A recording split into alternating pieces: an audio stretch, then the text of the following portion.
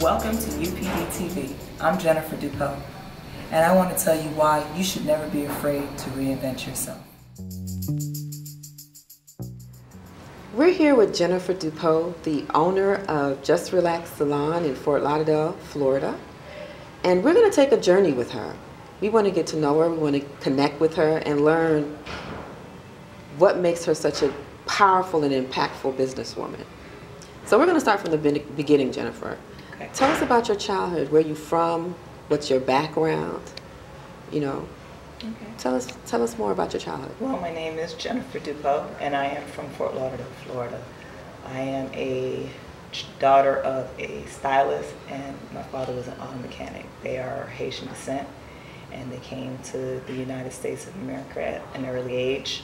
So it was pretty easy to adjust because it was like they were from this area. As a child, I was exposed by entrepreneurship. My mom owned her own salon, and my father had his own mechanic business. So it was just a natural environment for me to be able to engage with my parents and say, wow, that's something to be able to work for yourself and make your own money and have your own time and independence to do whatever it is you want to do. It's so important to have those type of influences from when you're young. Right. You know, it really shapes you as an adult. It does. So talk about what high school was like for you. And, you know, typically, of course, you know, when you're in high school, you start thinking about what you want to do for your future, what college you want to go to, and things of that nature. So I want to hear what, you know, growing up as a teenager was and what high school, those experiences were like. Okay. Well, I actually went to North Miami Beach Senior High School. And in high school, I was pretty active. I loved being with people and socializing. I did a lot of activities. Graduating from high school, I got the superlative of most talented. So, wow, figures. Right. Doing something that's in a talented professional. So after that, I really didn't know what I wanted to do. I didn't know that I would be the first person to go to college. That's awesome. So I did everything that I needed to do to prepare myself for that journey, and I chose to go to Florida A&M University. And at the time, I did not know what I wanted to do. So I was there, general studies. Okay. I just knew that I liked to work with people. So that was figuring it out along the way. And then it was a HBCU. So that experience being around professional blacks and being amongst my own to cultivate myself, it was just empowering because they set you up to be able to deal with the reality of the world, because everything is not painted black. You deal with multicultural, of course, just a diverse situation. So it was pretty cool. Okay. So now, I know that you didn't originally start as a hairstylist. You were doing some other things before then. Yes. So you kind of took a detour. You said you didn't really know what you wanted. Right. So you took a detour into another industry. I did.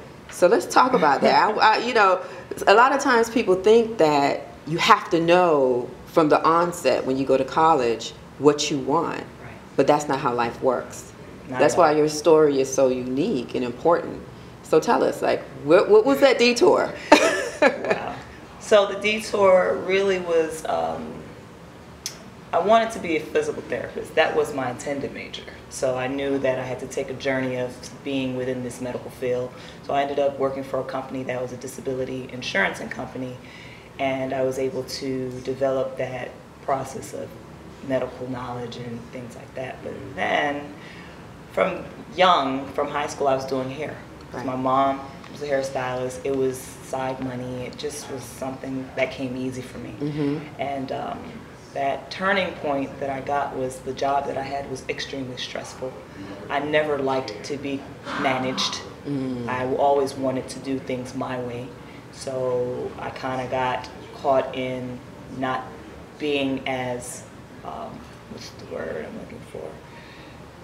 I couldn't do what they were asking me to do because that's not where my mindset was. So I eventually went to school for hair while I was working. It took me a year. I went full-time school, full-time work. Wow. After I completed that, I didn't actually decide to do hair after getting my license because I was comfortable with a 9-to-5 check. and knowing that that was guaranteed money. A lot of people get caught in that trap. So what happened was, because of my stats at work were not up to par, I was written up and was told, you're gonna be fired. I was like, oh no, stress, I don't know what to do. Then I had the support of my sister, which is an entrepreneur, and she said to me, you have licenses that can actually make money. You just focus on your career and know that if it's passionate, you can do it. So I went on faith, Awesome. collected unemployment for as long as I could as I was building my clientele, and then I went on into the hair industry. After Wow. 1 year, I built a full clientele to not have to turn back to go to a 9-to-5 job. Persistence and a little push Yes. from someone who believed in you, right? That's so important. Yes.